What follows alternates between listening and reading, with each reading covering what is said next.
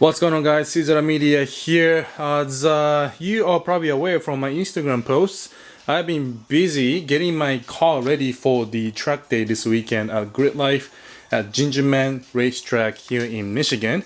And I've been literally just working on this car every day after work from like 6 to midnight every night. And I just want to show you what type of modifications or maintenances I have done to the car to get you ready for your track day.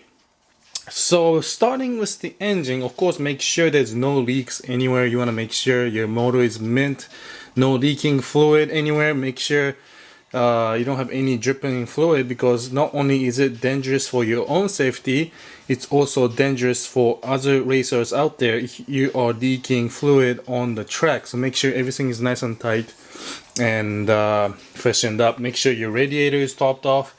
Make sure your engine oil is topped off. I tend to do oil change as well. I also bled the brakes all the way around, which I filmed, and I'm gonna be posting that here in a few weeks. Catch can cleaned out, and that's about it for the engine. As for the drivetrain, I did change the transmission, transfer case, and rear differential fluid. I just like to do this every other year, or at least beginning of the season if I'm racing the car, just to make sure that the car is nice and fresh.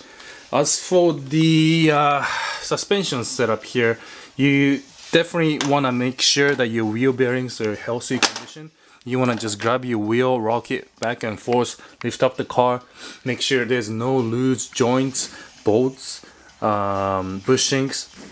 Make sure everything is nice and stiff. Make sure your tire has enough tread to go on the track.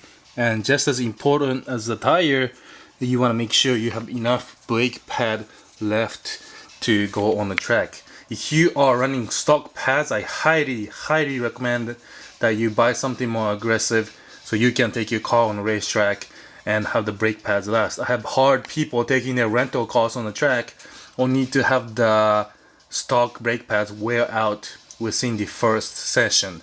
You don't want to do that. It's also dangerous, and it's bad for your rotors if you're braking on metal, because the brake is completely gone. In my car, I had the battery in the rear. Just make sure that the battery is tied down to the car nice with 2 bolts. That's something the inspector will check if you have a battery relocation in the back. Inside, you also want to make sure that your harness and safety equipment is going to pass the inspection. I have here the 4-point harness, and if that by any chance is no good, I have the stock 3-point harness, which is in most cases acceptable to be used with stock seats. The carpet, well, carpet's still there, but the carpet mat that comes with your car, they don't want that in the car. They basically don't want any kind of objects flying around in a car when you're on track. So I already took that out and sitting here. I'm not gonna even bring it on my trip, because I know I won't be needing the mats. Other than that, I have the radar detector and stuff like that for my trip, phone holder, but that's all gonna come off once I'm on the track. One thing I like to do, which I have not done yet, is cleaning the windshield and putting on some rain neck, so that the rain will fall off your windshield depending on what kind of weather you're going to be seeing on the weekend. You don't want to be running the wipers at full speed when you can just get rid of that problem by rain nexing the windshield beforehand. Now let me show you what kind of equipment I'm bringing. I'll be out there for the weekend, so I'm bringing some camping gear. But as for tools, I have my Milwaukee 1/2-inch impact wrench, as well as my drill bit. I have extension cord, because out on the track on my campground, I think there is electrical outlet, so I could charge my phone and camera and stuff like that. Over here I have the oil, enough oil to do full engine oil refresh. Also have invisible glass. Like I said, I want to clean the windows once I get there. Here I have the air pump that I can engage with the cigarette socket from the car for the tires. So depending on the condition and how you like the car to feel, you might be adjusting the tire pressure at the track. So I have the tire pressure gauge and the tire pump inside here. Of course, I have here a rug I'm gonna be bringing just in case things get dirty. Little jack and a big jack. and the space heater for the campground. And you know, I got the tent and the sleeping bag and stuff like that over there. I have 2 jacks. Let's see what I have over here. Well, I'm bringing this toolbox as well, and this is gonna basically give you an idea of what kind of tools you should bring in case you break down on a track or you need to work on your car. Of course, I have gloves here, zip ties, essential, super easy to use, clippers and hammer.